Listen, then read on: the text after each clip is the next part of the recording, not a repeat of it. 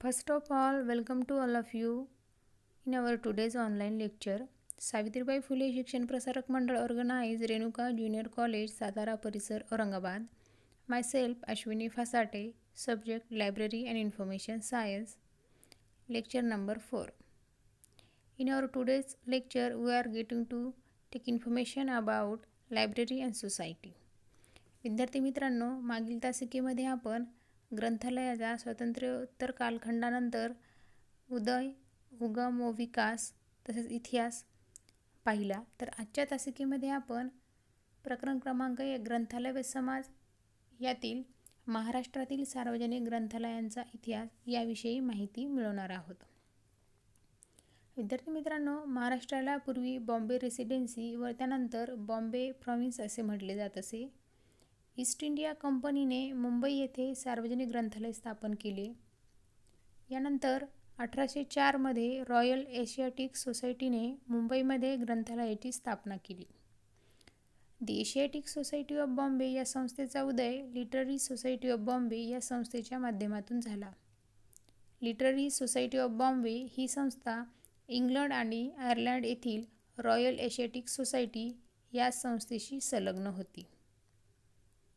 Literary society of Bombay या संस्थेस 1823 पासून royal Asiatic society असे संबोधन केले जात होते. 1954 ही संस्था रॉयल एशियाटिक सोसायटी पासून स्वतंत्र झाली आणि तिचे नामकरण एशियाटिक सोसायटी ऑफ बॉम्बे असे करण्यात आले.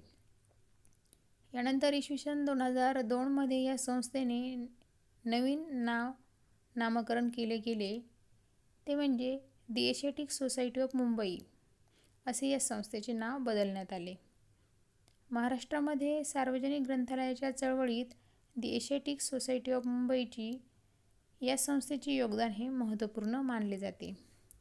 या संस्थेअंतर्गत Bombay native book and book society, native general libraries तसेच फौजी कमिटी या संस्थांचा समावेश होतो.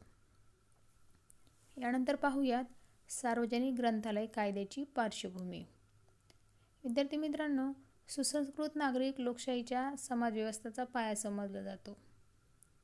आजचे विद्यार्थी हे उद्याच्या भावी जीवनाचे नागरिक संबोधले जातात. यासाठी नागरिकांना सुसंस्कृत करण्याचे कार्य सार्वजनिक ग्रंथालये समर्थपणे करू शकतात. याचे कारण सार्वजनिक ग्रंथालये सांस्कृतिक वारसा जतन करणारी तसेच भावी पिढ्यांना ज्ञान उपलब्ध करून देणारी संस्था म्हणून कार्यरत असते. सार्वजनिक ग्रंथालयांना समाजाचे विद्यापीठ व निरंतर शिक्षणाचे केंद्र समजले जाते. सार्वजनिक ग्रंथालयाच्या वाढीस व्यापक ग्रंथालय चळवळीची गरज असते आणि यासाठीच सार्वजनिक ग्रंथालयांना कायद्याची आवश्यकता असते. यानंतर पाहूयात ग्रंथालय कायद्याची आवश्यकता नेमकी कशासाठी. सार्वजनिक ग्रंथालय कायद्याद्वारे ग्रंथालयास अर्थसहाय्य करणारी यंत्रणा निर्माण करणे, सार्वजनिक ग्रंथालयाची प्रणाली विकसित करणे, नंतर सार्वजनिक ग्रंथालयात विविध स्तरावर विविध श्रेणीच्या अधिकारी वर्गाची नियुक्ती करणे, सार्वजनिक ग्रंथालयाद्वारे माहिती सेवा पुरवणे, तसेच वाचन साधनांचा व साहित्याचा सहकारी तत्त्वावर उपयोग करणे ही होती सार्वजनिक कायद्याची आवश्यकता. कशासाठी आहे याची कारणे. यानंतर पाहूयात आदर्श सार्वजनिक ग्रंथालय कायदा, model of public library act. भारतीय राज्यघटनेनुसार ग्रंथालय सेवा हा राज्याच्या कक्षेतील विषय आहे. त्यामुळे राज्य शासन व केंद्रशासित राज्यांवर सार्वजनिक ग्रंथालय कायदा संमत करण्याची व तो लागू करण्याची जबाबदारी असते. सार्वजनिक ग्रंथालयांच्या स्थापनेनंतर धोरण निश्चित करून कायद्याद्वारे त्या धोरणाची अंमलबजावणी करणे देखील आवश्यक असते. यामध्ये आहे महत्त्वाचं म्हणजे महाराष्ट्रामध्ये सार्वजनिक ग्रंथालय कायदा 1967.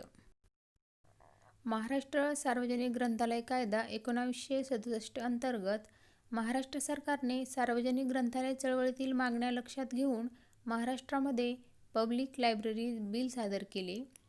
या कायद्याद्वारे राज्यामध्ये सार्वजनिक ग्रंथालय प्रणालीची निर्मिती करण्याचे निश्चित केले गेले. ऐतिहासिक दृष्टीने कोल्हापूर संस्थानाने सुरुवातीला the Kolhapur public libraries act 1945 हा कायदा प्रस्तुत केला. परंतु सदर संस्थान हे महाराष्ट्रात विलीन झाल्याने हा कायदा अंमलात येऊ शकला नाही. यानंतर 1967 मध्ये महाराष्ट्र शासनाने महाराष्ट्र पब्लिक लायब्ररीज ॲक्ट 1967 हा मंजूर केला.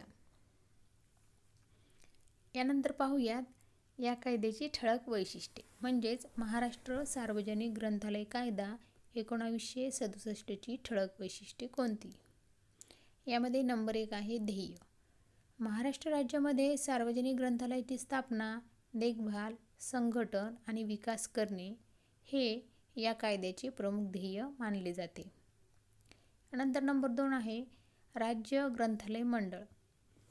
यामध्ये शिक्षण मंत्री हा या मंडळाचा अध्यक्ष, शिक्षण खात्याचा राज्यमंत्री हा या मंडळाचा उपाध्यक्ष, तर ग्रंथालयाचा राज्यस्तरीय संचालक हा पदसिद्ध सचिव मानला जातो.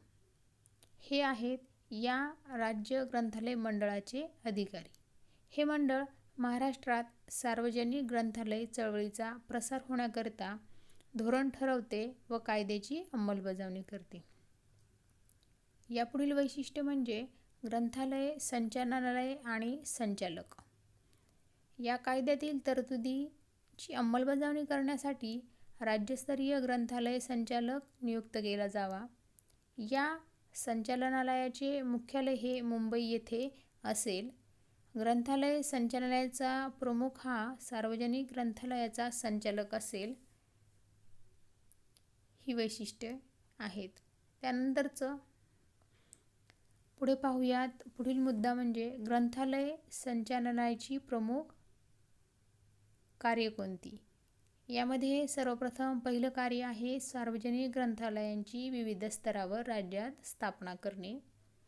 नंबर 2 असेल अनुदानाकरिता ग्रंथालयांची निवड करणे, त्यांच्या कार्यांची तपासणी करणे. नंबर 3 सार्वजनिक ग्रंथालयांकरता मंजूर केलेल्या आर्थिक निधीचा उपयोग करणे व त्याचा हिशोब ठेवणे.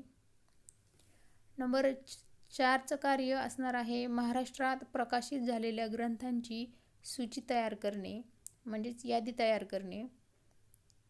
नंबर 5 असणार आहे कायद्याची अंमलबजावणी करणे. नंबर 6 सार्वजनिक ग्रंथालयांचा वार्षिक अहवाल हा मंडळात सादर करणे.